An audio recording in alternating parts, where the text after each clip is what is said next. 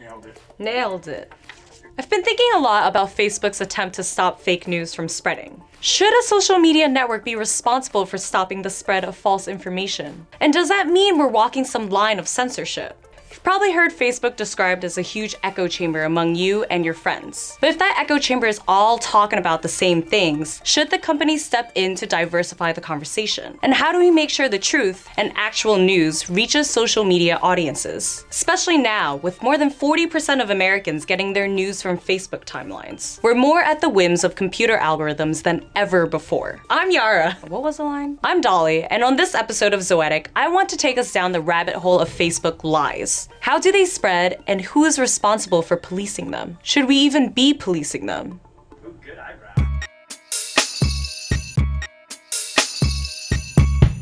Okay, so how do lies on Facebook even start? It all comes back to virality and people's desire to react, repost, and regurgitate outlandish information. But virality doesn't mean truth. And truth doesn't mean virality, and that's where the problems start. Remember the first time Facebook introduced trending topics? They had human editors alongside the trending algorithm. This way, there would be some human versus machine checks and balances over what counted as news and what didn't. But soon after, Facebook employees came forward to say they were routinely suppressing conservative news. The company fired the editors and allowed the algorithm to take on a much bigger and supposedly more neutral role. Within 2 days, a fake news story about Megyn Kelly getting fired started trending. In a 3-week period, 5 fake stories were promoted to trending by the algorithm. Relying on humans made us too biased. Relying on machines made us too susceptible to fake content. Neither the human editors nor the machine was the ideal solution to achieving fair, balanced content. But how big of a deal is that? I mean, how much power and reach do these lies really have? Such a good question.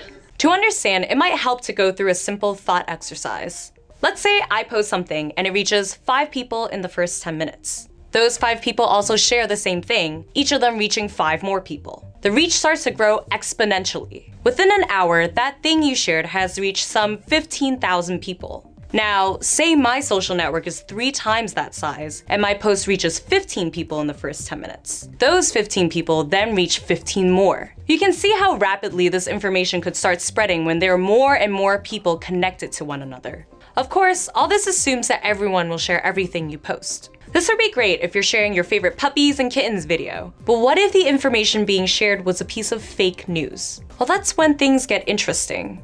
In 2016, BuzzFeed News analyzed Facebook pages on both ends of the political spectrum. Of the sources they examined, they found that 38% of posts on conservative pages and 19% of posts on liberal pages had false or misleading information. BuzzFeed found that in several cases, the more outlandish the news, the more likely it was to gain traction and go viral. Combine that with a presidential election year and you could have some serious problems. Because fake news goes viral easily, there's now a whole industry dedicated to profiting off false information. And they're making mad money. In fact, people outside the US have been able to capitalize on Facebook's algorithm. A 22-year-old in the country of Georgia created a mix of fake and real US news to drive traffic to his own websites. His greatest success came from viral hits about Trump. For him, it was, quote, all about income, nothing more. It seems Americans want news, but online, this thirst allows people, even outside of the country, to participate in feeding us lies. So what do we do?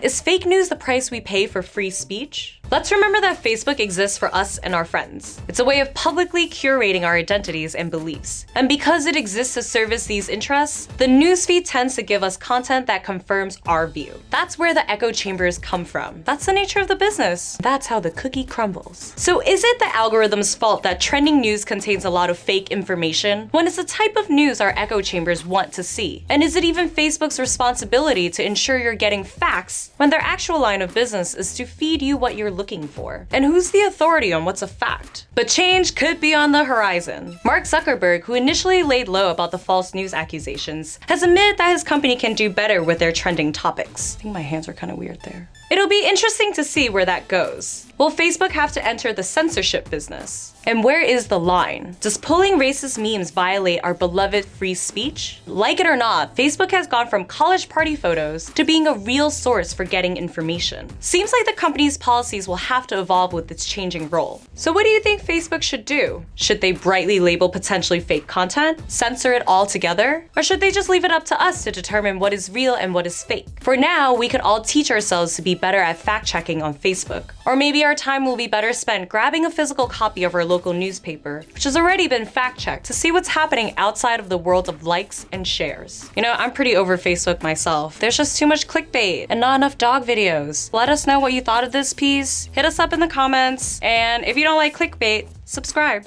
I see you. Rude.